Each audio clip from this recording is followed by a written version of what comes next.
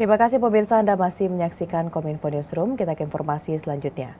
Dalam pertemuan Menlu G20 atau G20 Foreign Minister Meeting, Menteri Luar Negeri Retno Marsudi menyampaikan dunia saat ini sedang dihadapi oleh krisis pangan dan energi global. Oleh karena itu, Indonesia menegaskan pentingnya kerjasama antar negara untuk merespon tantangan global. Menteri Luar Negeri Republik Indonesia Retno Marsudi menegaskan bahwa G20 harus menjadi solusi untuk berbagai tantangan global.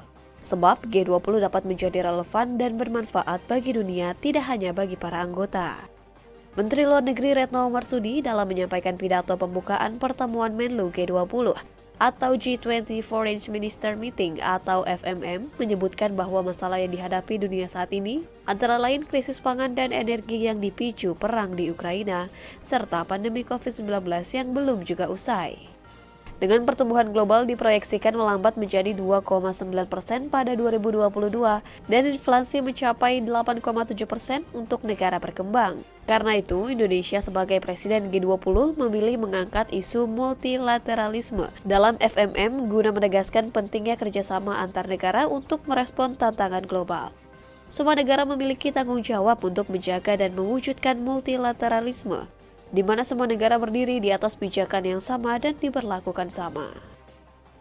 This is why Indonesia Presidency invited for the first time representative of small island developing countries, our brother and sisters from PIF, CARICOM, and together with the African Union. Because in this polarizing world, their interests also matter. Their concern are also our concern. So multilateralism is also the only way to coordinate effectively against the global challenges.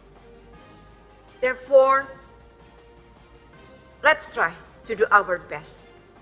And multilateralism will only deliver if there is trust among us.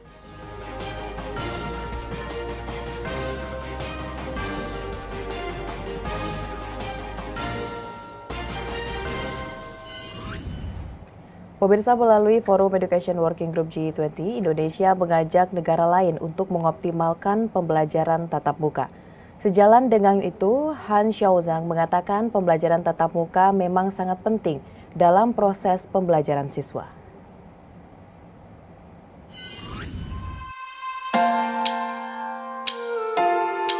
Dirjen Guru dan Tenaga Kependidikan Kemendikbudristek Iwan Syahril mengatakan, pandemi COVID-19 telah memperparah krisis pembelajaran terutama pada kelompok-kelompok rentan yang berisiko mengalami kehilangan kesempatan belajar. Pandemi COVID-19 tersebut telah membuat sekolah-sekolah ditutup dan menyebabkan 1,6 miliar siswa terkena dampak. Sebagian besar negara di dunia menerapkan pendidikan jarak jauh, akan tetapi sebagian juga terkendala infrastruktur. Oleh karenanya, perlu upaya mengendalikan risiko secara bersama-sama. Karena pandemi masih belum berakhir, dan beberapa negara-negara, termasuk negara-negara di G20, berupaya untuk bagaimana caranya mengatasi learning loss dengan mengakselerasi pemulihan pembelajaran mereka, tidak hanya dengan untuk catch up, tapi juga bagaimana mengakselerasi bisa lebih cepat lagi sehingga kita menghindari bahaya learning loss. Salah satu strategi yang disepakati di negara-negara G20 adalah bagaimana kita bisa untuk kembali melakukan pembelajaran tatap muka di semua sekolah-sekolah. Jadi bukan hanya di Indonesia dalam konteks ini, tapi juga di negara-negara G20 dan juga dalam konteks global. Sejalan dengan hal tersebut, Atas Pendidikan dan Penelitian Kedutaan Besar Australia di Jakarta, Han Xiaozang menjelaskan pembelajaran tatap muka memang sangat penting dalam proses pembelajaran siswa. Oleh karenanya, pihaknya di Australia berusaha mendorong agar sekolah yang tutup pertama kali untuk diprioritaskan lebih dahulu melakukan pembelajaran tatap muka dengan menerapkan protokol kesehatan yang ketat. National approach to return to schools, as I said, states had their own things. But in 2022, what we did agree, both at the national and the state level, was that the principle of keeping schools open, because we did recognize the importance of face-to-face learning. So what we did was that at the National Council between state and national government, we agreed schools would be the first to open and last to close out of all institutions when it comes to COVID restrictions. So that was a great, and I think that was a fantastic step towards ensuring schools are the first thing that we prioritize when it comes to coming out of the COVID situation. The federal government provided additional funding for implementing health and sanitation protocols in schools, and that included stuff like regular and free testing kits for teachers and students, but they also relaxed some of the COVID restrictions in terms of movements.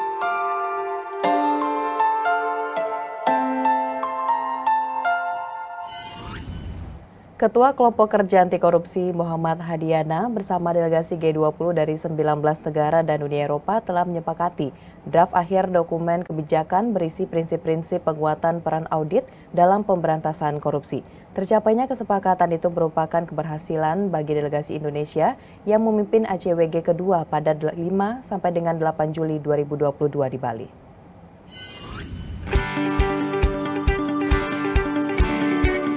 Delegasi G20 dari 19 negara dan Uni Eropa yang hadir pada pertemuan kedua Kelompok Kerja Anti Korupsi atau ACWG G20 di Bali menyepakati draft akhir dokumen kebijakan yang berisi prinsip-prinsip penguatan peran audit dalam pemberantasan korupsi. Ketua ACWG putaran kedua Muhammad Hadiana mengatakan, kesepakatan itu menunjukkan negara-negara G20 mengakui pentingnya peran lembaga audit dan auditor dalam pencegahan dan pemberantasan korupsi.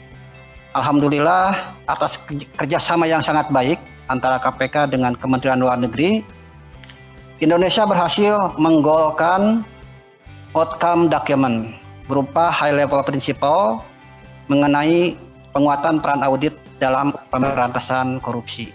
Roliansyah Sumirat yang memimpin forum ACWG bersama Hadiana menekankan high level principle yang disepakati para delegasi G20 merupakan pencapaian penting karena itu menjadi dokumen tertinggi yang dihasilkan oleh kelompok kerja G20. Draft dokumen yang telah disepakati tersebut merangkum prinsip di antaranya kesepakatan mendukung peran badan audit, memperkuat peran dan kapasitas lembaga audit utama, sepakat mengembangkan tindak lanjut berbagai temuan, sepakat mendukung penggunaan teknologi komunikasi dan informasi, dan sepakat auditor swasta berperan lebih aktif dalam mengidentifikasi dan melaporkan tindak pidana korupsi.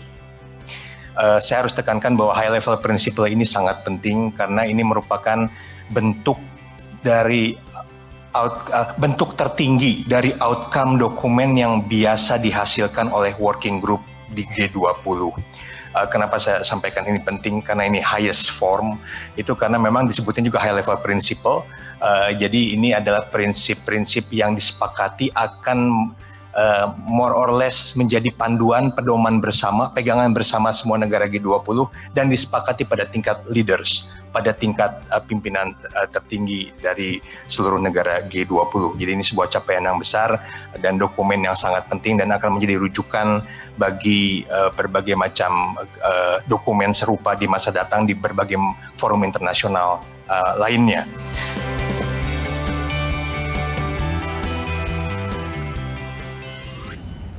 Kementerian PPN Bappenas kembali menggelar rangkaian Indonesia Development Forum IDEA Series Innovate. Pada kesempatan itu, Deputi Bidang Ekonomi Bappenas sekaligus penanggung jawab Indonesia Development Forum 2022 Amalia Adininggar Widyasanti mengungkapkan pengembangan ekonomi di Kalimantan Timur harus memiliki kesamaan langkah untuk bisa bertransformasi menuju Indonesia 2045.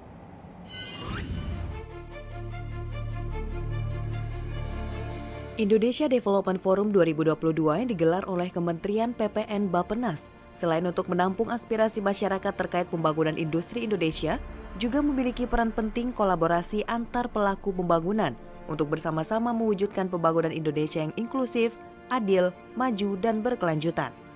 Dipilihnya Kalimantan Timur sebagai tempat pelaksanaan Indonesia Development Forum 2022 memiliki latar belakang yang kuat.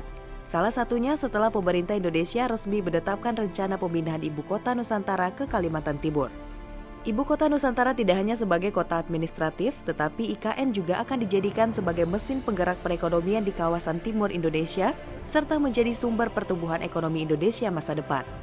Deputi Bidang Ekonomi Bappenas sekaligus penanggung jawab Indonesia Development Forum 2022, Amalia Adininggar Widyasanti mengungkapkan, pada saat melakukan pengembangan ekonomi di Kalimantan Timur, hendaknya memiliki kesamaan langkah untuk bisa mengembangkan perekonomian rencana transformasi ekonomi Indonesia untuk menuju Indonesia 2045. Pada saat kita nanti mengembangkan ekonomi Kalimantan Timur, mengembangkan denyut perekonomian kita di Ibu Kota Nusantara, marilah kita mengacu bersama-sama pada dokumen Perpres nomor 63 tahun 2022 tersebut. Jadi di situ sudah ada detail rencananya seperti apa, sehingga nanti kita punya derap langkah yang sama untuk mengembangkan ekonomi Kalimantan Timur sebagai bagian yang tidak terpisahkan dari pengembangan Ibu Kota Nusantara dan juga menjadi bagian yang tidak terpisahkan dari rencana transformasi ekonomi Indonesia untuk menuju Indonesia 2045.